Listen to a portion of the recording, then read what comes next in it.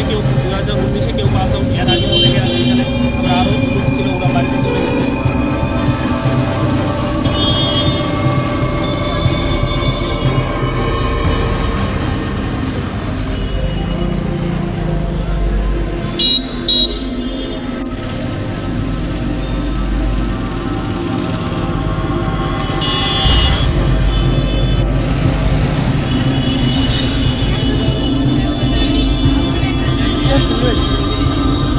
যাতে একটু নজর দেওয়া হয় এবং আমাদের যাতে পরীক্ষা বসানোর জন্য সুব্যবস্থা।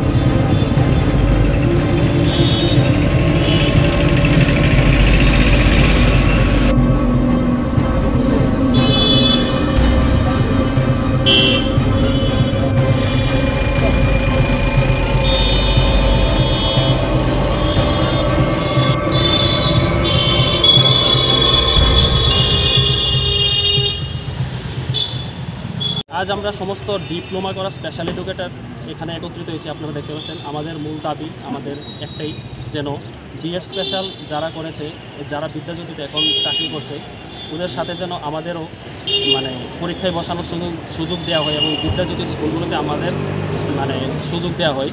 আমাদের মূল আমরা ত্রিপুরার ইতিহাসে এখন পর্যন্ত ডিপ্লোমারা কোনো দিনই পরীক্ষায় বসার মানে তেমন সুযোগ পাইনি বললেই চলে। কারণ ত্রিপুরা রাজ্যে এখন অবধি আমার জানা মতে ত্রিপুরা রাজ্যে ডিপ্লোমা করাদের এখনও কোনো পরীক্ষা হয়নি স্পেশাল এডুকেশন। তো গত কিছুদিন আগে আপনারা নিশ্চয়ই অবগত আছেন যে বিদ্যাজ্যোতি স্কুলগুলোতে স্পেশাল এডুকেটর নিয়োগ করা হয়েছে। তো ওইগুলোতে শুধুমাত্র বিএড স্পেশাল যারা করেছে ওদেরকেই প্রাধান্য দেওয়া হয়েছে, কিন্তু আমরাও ডিপ্লোমা করা, আমরাও এলিজিবিলিটি আছে আমাদের এলিমেন্টারিতে।